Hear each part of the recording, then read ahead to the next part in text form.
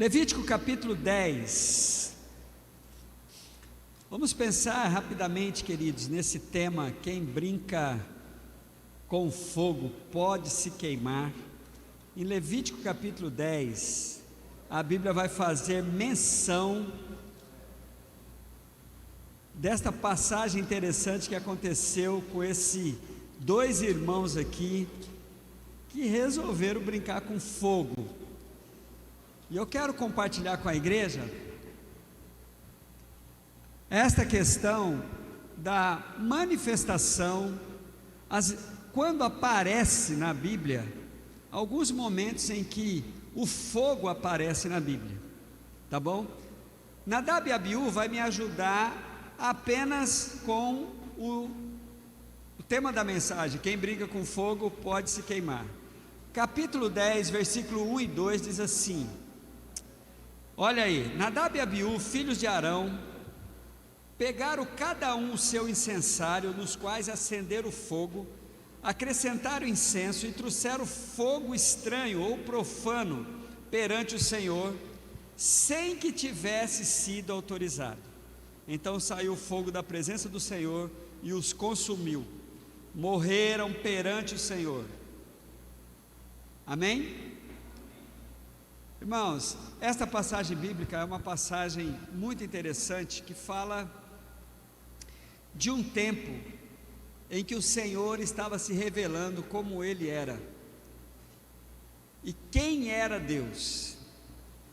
É impressionante como esses dois sacerdotes foram tomados com um efeito didático assim. Depois dessa incidência de Nadab e Abiú, nunca mais aconteceu isso, de alguém fazer esse tipo de prática. Não há uma explicação na Bíblia que fogo estranho que era este, mas muitas mensagens já foram pregadas sobre isso, e a maioria das mensagens, elas estão muito no campo da compreensão do pregador. Mas o certo é de que a ideia que eu tenho quando eu dou uma olhada em Nadab e Abiú assim, é pensar que eles estavam usando uma coisa sagrada, para a exposição da sua humanidade, da sua autoridade, do poder que eles tinham. Mas pensando nisso, eu gostaria de dar uma passeada pela palavra de Deus sobre esta questão do fogo. Eles trouxeram um fogo estranho, o fogo não foi aceito, com certeza totalmente fora ali dos padrões, das exigências de Deus, mas não vou entrar de maneira profunda nesta incidência bíblica aqui. Mas quero dar uma passeada, irmãos, na palavra de Deus sobre esta questão do fogo. De uma maneira panorâmica, todas as vezes que aparece fogo na Bíblia, ele aparece trazendo a seguinte revelação: presença de Deus, aceitação de Deus, purificação, juízo e castigo. Fogo de Deus tem mais ou menos como vários símbolos disso assim. Vamos dar uma olhadinha na palavra de Deus, quando João estava apresentando Jesus. Olha a informação que João traz, Mateus capítulo 3, abra sua Bíblia em Mateus capítulo 3, olhando para Mateus capítulo 3, você vai ver no versículo 1, João dizendo que quem era ele e o que ele estava fazendo. João diz assim: eu, em verdade, vos batizo com água, para o arrependimento, mas aquele que vem após mim é mais poderoso que eu, cujas alparcas não sou digno de levar. Ele vos batizará com o Espírito Santo e com fogo. João, quando faz um anúncio de Jesus em Mateus capítulo 3, ele traz essa informação do que ele fazia e do que Jesus haveria de fazer. E é interessante, irmãos, de que eu li certo aí? Oi? 3:11, 11:12, aqui é que eu falei 3:1, né? 3:11, eu vi umas pessoas folheando. Mateus 3:11. João dando a informação. Quando João fala sobre o aspecto, como seria a obra de Jesus, que seria mais completa com ela, ele fala de um tipo de batismo que inicia em Cristo Jesus. Depois, a igreja haveria de ver a comprovação desse novo tempo que Jesus trouxe. Em Atos capítulo 2 você vai ver isso. Mas João também vai falar no versículo 12 sobre o fim desse batismo que começa em Jesus. É muito interessante isso. Olha o versículo 12: em sua mão tem a pá, e limpará a sua eira, recolherá no celeiro o seu trigo, e queimará a palha com fogo que nunca se apagará. Jesus começa o seu ministério trazendo a evidência do novo tempo. No capítulo 2 de Atos, esse novo tempo começa com a descida do Espírito Santo. Há sinais ali, e entre os sinais há umas expressões no livro de Atos, que a gente vai ver no versículo 3 do capítulo 2, línguas como que de fogo. Mas esse fogo, irmãos, ele vai ter uma conotação um pouco mais perene do que uma manifestação circunstancial. Eu quero explicar isso melhor para a igreja. É interessante que João deixa bem claro que o fogo que vai iniciar-se com Jesus Cristo, ele tem a conotação daquilo que preciso, para queimar o que precisa ser queimado da minha vida, para purificar o que precisa ser purificado. O fogo também que começa tem a ver com aquilo que a Célia disse aqui sobre a necessidade do deserto.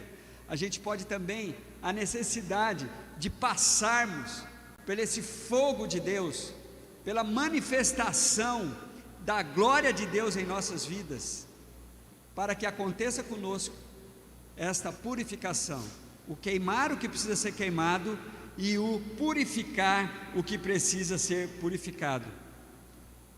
É a ideia, irmãos, de um alimento sendo preparado. Ele vai sendo cozido e ele vai sendo transformado. Esta é a ideia da ação desse fogo espiritual que a Bíblia vai trazer para nós. E é todo um processo na nossa vida.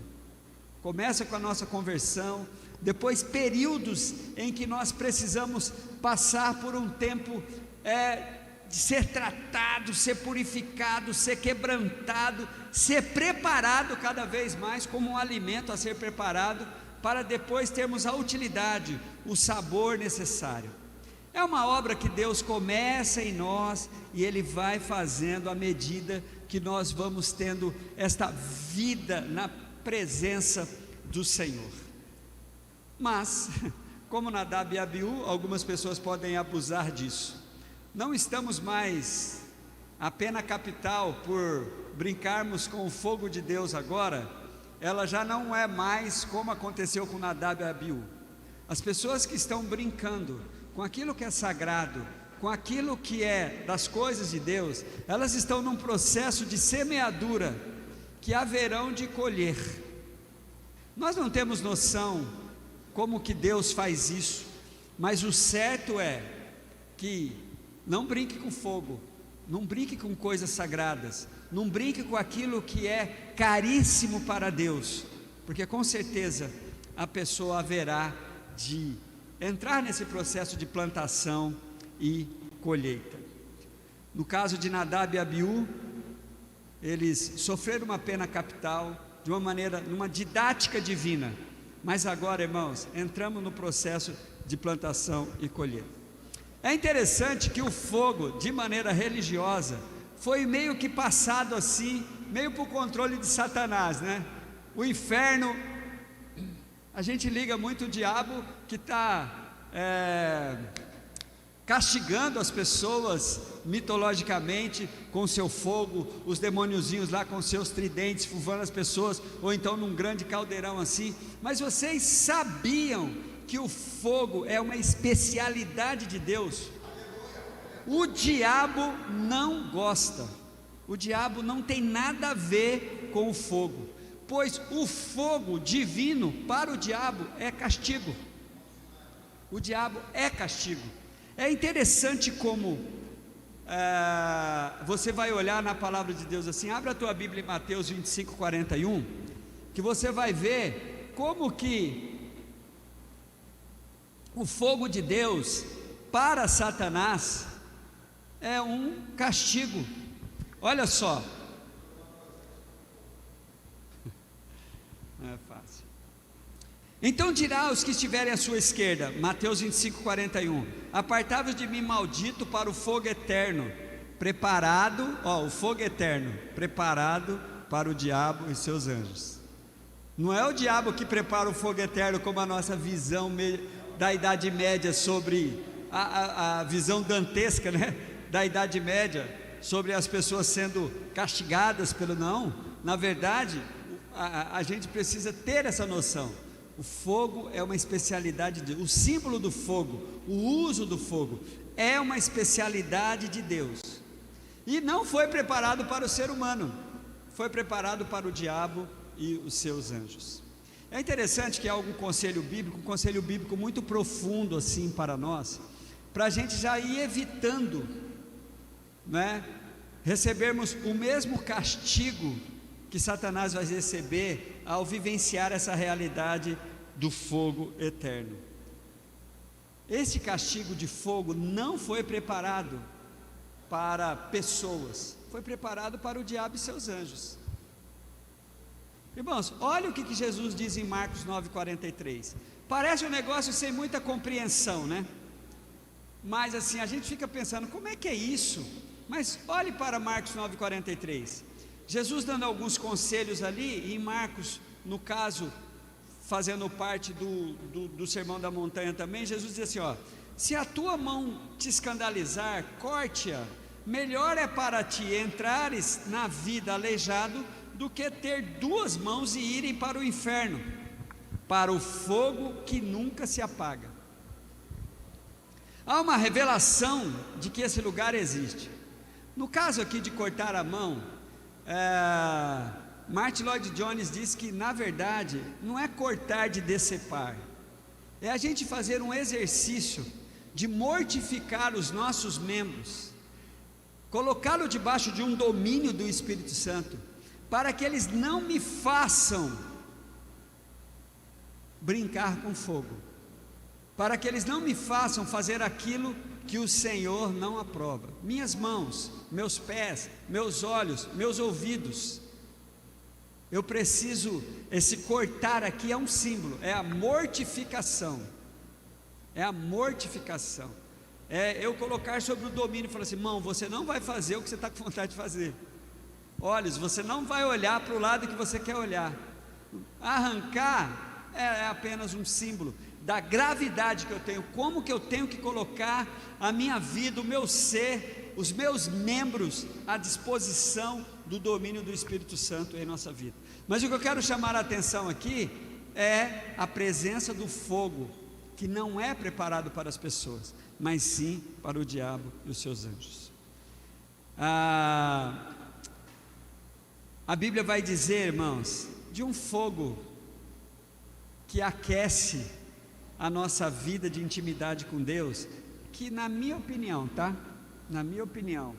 eu acho que tem a ver com aquele sinal que foi feito na descida do Espírito Santo em Atos 2:3, que diz assim, e foram vistas línguas, por eles línguas repartidas como que a de fogo, aos quais pousaram sobre cada um deles. Que línguas de fogo é essa, queridos? Não é, na verdade, para nunca enaltecer o indivíduo.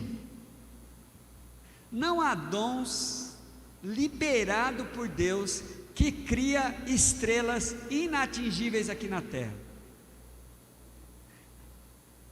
É impressionante que essas línguas como que de fogo está ligado diretamente a força, o calor, a vontade de receber uma ordem de Deus. Fala assim: olha, você precisa compartilhar das maravilhas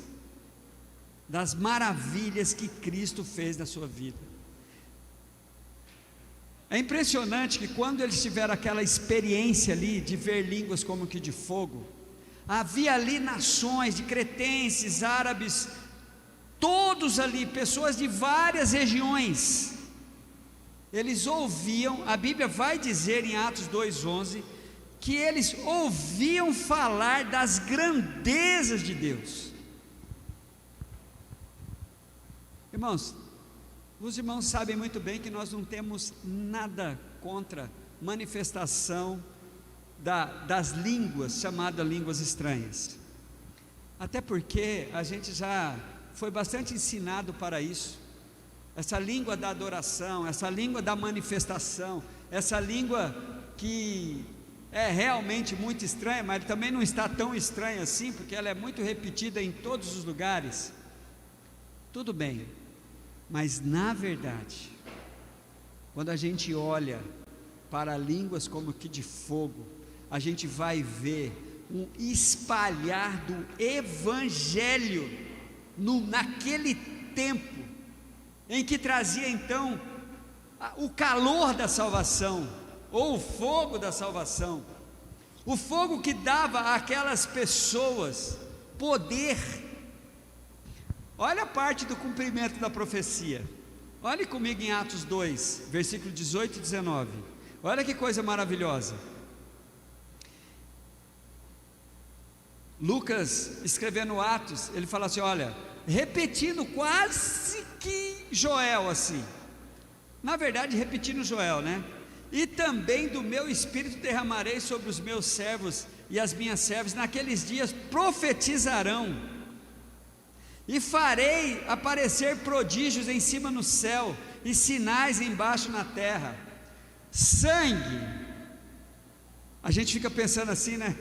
Tem uma das expressões, vai legal lá, sangue e fogo, que a gente fala assim quando está admirado com alguma coisa, sangue e fogo. Não, na verdade, irmãos, quando Joel falava, e depois a gente vai ter a compreensão, que aí veio a grande revelação do poder do sangue de Jesus, que faz uma obra de purificação, de perdão, de transformação na vida do indivíduo.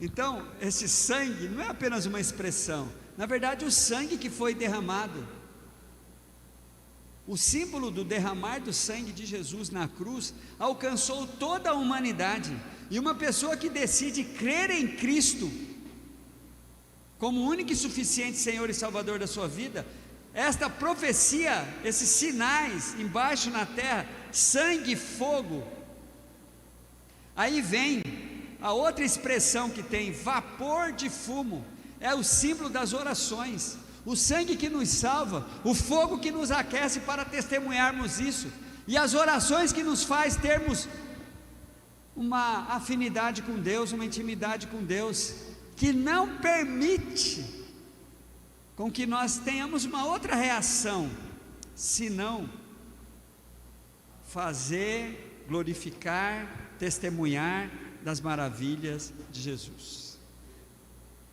É desse fogo que a gente precisa, é do fogo que eu preciso, fogo de Deus.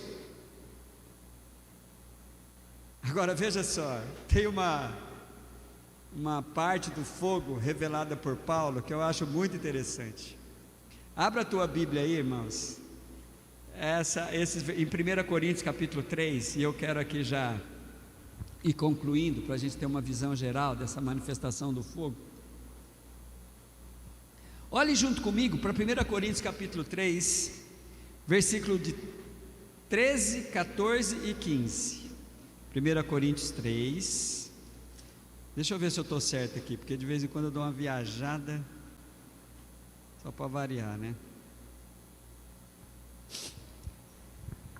Olha só, irmãos, antes de ler o versículo, tudo que estamos fazendo aqui, desde o dia que você nasceu, até o dia que você nasceu de novo, começou um processo que esses versículos vai revelar o que você precisava saber. Eis aqui uma revelação muito específica para a sua vida. A obra de cada um. Olha que coisa. Versículo 13, acompanha comigo. Sua obra será mostrada, porque o dia trará a luz, pois será revelado pelo fogo, que provará a qualidade da obra de cada um. Sabia? Sabia? Irmãos, olha que maravilha. Aí vem, é o texto mais batista que tem esse, porque esse aqui é muito top. Olha o que vai acontecer, irmãos, espiritualmente falando.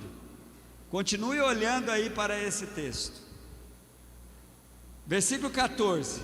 Se o que alguém construiu, enquanto você vive como crente em Cristo Jesus, querendo ou não, você está construindo. Isso não é nem opcional, pelo menos na minha compreensão. Olha só, se o que alguém construiu se queimar, esse sofrerá prejuízo. Contudo, deixa eu ler antes. Se o que alguém construiu permanecer, e esse receberá recompensa.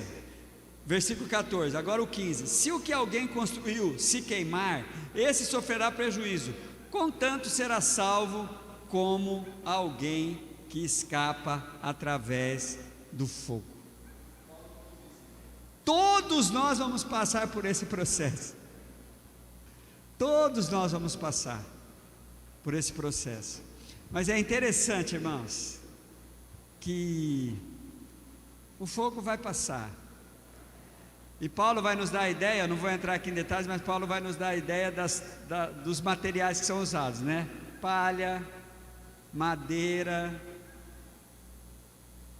e tem aqueles que vão usar materiais mais nobres, mas tudo vai passar.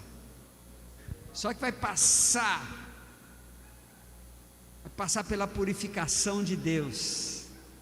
E se a obra de alguém queimar, sofrerá detrimento, mas os batistas amam essa parte aqui da Tarcísio, mas será salvo. Perder não perde, vai passar apertadinho, mas como pelo fogo. Amada igreja, meus queridos irmãos, essa maneira panorâmica de olhar isso, para que pudéssemos dar conteúdo a esse dizer popular, né? Quem brinca com fogo pode se queimar. Eu quero convidar você a pensar nisso. Jesus veio e nada mudou assim do plano de Deus para que nós fôssemos pessoas que levássemos muito a sério aquilo que é do Senhor. Jesus, que usou do seu fogo purificador, do seu sangue purificador, da manifestação da sua graça, para que nós nos aquecêssemos, para que nós buscássemos cada vez mais o fogo de Deus, não para o engrandecimento pessoal, mas para uma vida que viesse evidenciar o que Deus fez, o que Deus está fazendo e o que Deus fará nas nossas vidas. Não devemos brincar com isto, é a expectativa de Deus. Nadab e Abiú foram torrados na hora, mas o Senhor parou com isso, tá bom? Graças a Deus. Nós entramos num processo de plantação e colheita, e mais um dia seremos provados. Um dia seremos provados. Fiquem em pé em nome de Jesus.